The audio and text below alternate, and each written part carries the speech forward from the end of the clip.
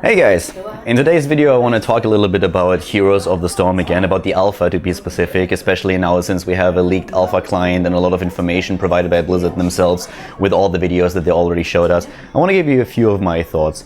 The game of course itself is really complex, and the one thing that we always have to remember is that it's a very early version of the game. There's not even a beta out there, as obviously the title alpha already suggests, but it's something that definitely gives us a few hints of what's going on later on. One of the things that I really like about the game right now is that Blizzard approaches it not only with including characters from all the different universes and their franchises like Warcraft, Diablo, and then also StarCraft, but they keep really true to the approaches that they took in those games. We have not only heroes that are based on mana to use their abilities, but we also have a few of them that are solely cooldown based, and we also have, like in Diablo for example, and also in World of Warcraft, a couple of heroes that really depend on other matters or other means of using their abilities. Like for example a barbarian that uses fury. So you have to attack actually opponents to gather up fury points, and then you can invest them into special abilities that you have. So that's really something that has a very unique approach. It's apparently also used in League of Legends. I myself am more someone who is more affiliated with like the Dota genre, coming from a Warcraft 3 background. But apparently this is also something that League of Legends does. But it's just very familiar to everyone who played, for example, Diablo 3 or World of Warcraft, because you know suddenly like can play those characters that you played back then in a completely different game and environment. So it's definitely something that is, at least for me, it was a lot of fun. One of the things that on the other hand we really have to say about the game right now is that we couldn't really explore those talent trees a whole lot. You start the game off with 4 abilities that you choose, and you have in a few of the cases really choose between different skills. For example, the ultimate, aka heroic ability in Heroes of the Storm, is something where several hero classes have more than only one ultimate, more than only one heroic ability. So you have to choose before the game which one you would like to choose in the match. But then as your level progresses, you get access to talent trees. And the talent trees, well, there you have to make choices within the game itself, what is kind of suitable to the situation that you are in, and what kind of skill or talent you would rather have for the rest of the match. The problem with this is that we didn't really get access to that just yet. Blizzard has revealed a lot of information about it, but we couldn't really try that out yet. So it's definitely something that will come into play later. And I feel right now, where that really comes into play is to see how heroes start to develop into the late game. Because if you look at the match right now, the one thing that we really have in Heroes of the Storm, with the lack of items and the lack of gold, is just one single currency, and that's kind of experience. It's the one thing that really is able to keep you a little bit ahead of your opponent's team. So it's really something that you have to really focus upon. What that kind of means is then on a map where you have 3 lanes, you really want to position one hero on each of your lanes so that you get a maximum of experience. And if you have a 5-player team, that leaves kind of 2 heroes to roam the map. And this is suddenly where the classes and also the talents come into play. Because if you approach the game from the traditional MOBA sense, where you have your carries and your supports, then you would usually think about a carry as a hero that really is very item dependent.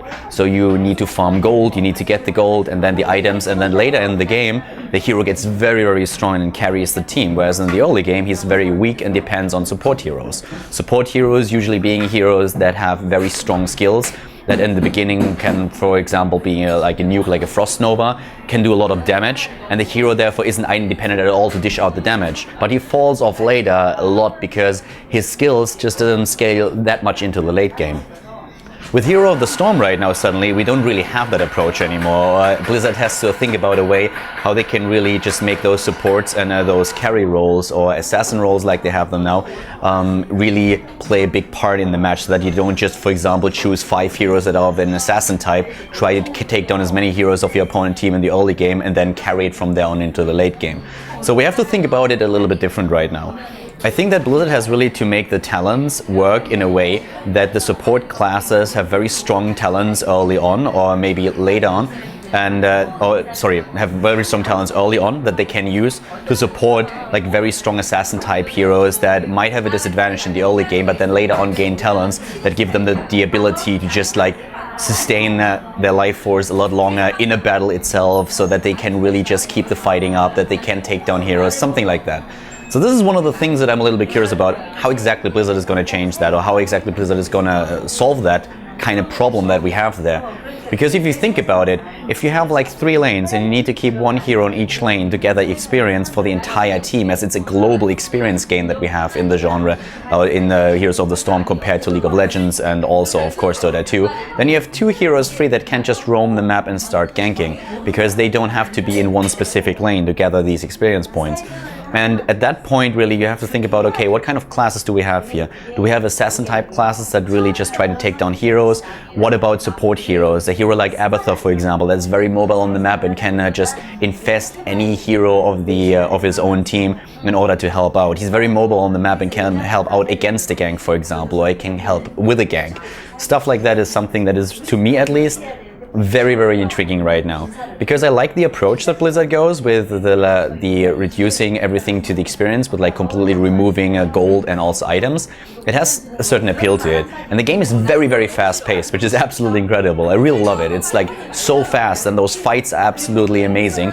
But at the same time, the question, of course, or the one thing that people are afraid of is, will heroes really provide the depth that you know from another MOBA? And that is something where I feel those talent trees are going to play a crucial role later on when Blizzard tries to balance those heroes out. At this point right now, of course, one of the things that is definitely true is that most of the heroes are still incredibly overpowered. Nova, for example, is absolutely ridiculous. If you ever played with that hero, she can wipe out an entire team on her own, basically, once she gets her ultimate. And even before that, her skill shots and snipe abilities are pretty amazing. So that's something where the balance team at some point will definitely have to do a lot of work. For now, it's of course all about just like looking at the game and having a bit of an first-hand experience, of having a bit of an idea of like, it's a bit of a brainstorming that goes on right now, I feel, in the Blizzard headquarters. Just thinking about, okay, what would make sense? What can we try out? And let's use a hero and overpower it a little bit, and then we take it from there and try to balance it a little bit later. I really like what they're doing right now. They probably have a couple of additional heroes in the near future that they will release to us, so that we get a few ideas of what exactly they are doing. But I really like the way that they are currently developing the game. One of the things where I'm a little bit on the fence is, I was talking about the fast-paced fights, which is definitely a big asset in my opinion. But I feel that the individual hero still moves very slow if you just move him across the map. Mounts help, and there are a couple of heroes that are very mobile, like Falstad, for example, the Griffin Rider. But I feel if you have an individual hero just moving along the map, it feels a little bit like, not really sluggish, but it's a little bit slow. And I think maybe a global increase of movement speed in general would benefit the game, but there's of course those details that will be worked out over time. And a couple of other things that are really weird if you're used to a normal MOBA style, for example, that you can actually use abilities on buildings. That's something that we haven't seen in any other MOBA just yet. And I'm a little bit on the fence of what I actually think about that. On one hand, it seems to be a very interesting aspect, but on the other hand, as skills over time just scale and do more damage, it feels like later on one hero can just drop towers like this. And I'm not quite sure if that's really what you want there.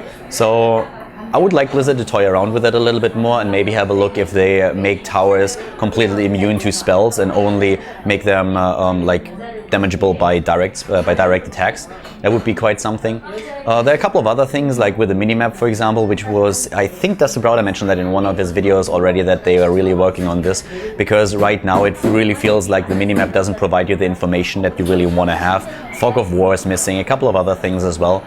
But just in general, as a first impression of the game, it's absolutely amazing. It's a lot of fun to play. There are a lot of things that are still overpowered, a lot of small details that they have to work out, but it is an alpha, so we need to be a little bit more patient there. But I just like the approaches that they take.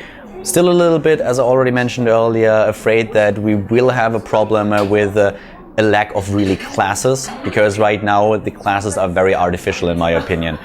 Because you can introduce, of course, support class heroes, but if in the end it turns out that you don't need them because the assassin type heroes or whatever are just so strong that it doesn't really work that way, then we have a problem. In the traditional MOBAs, it's basically just this babysitting role that you have in the early stages of the game, where you have like 1 or 2 carries and the rest, you choose the rest of your team because you want to make sure that that hero gets really into that phase of the game where he can unfold his entire strength and then really start to just snowball. And this is something that Heroes, I feel, still has provided, this strategical element that is in some points still missing, which is absolutely understandable since it is an alpha client, but this is still something that I'm very interested to see how exactly they develop that.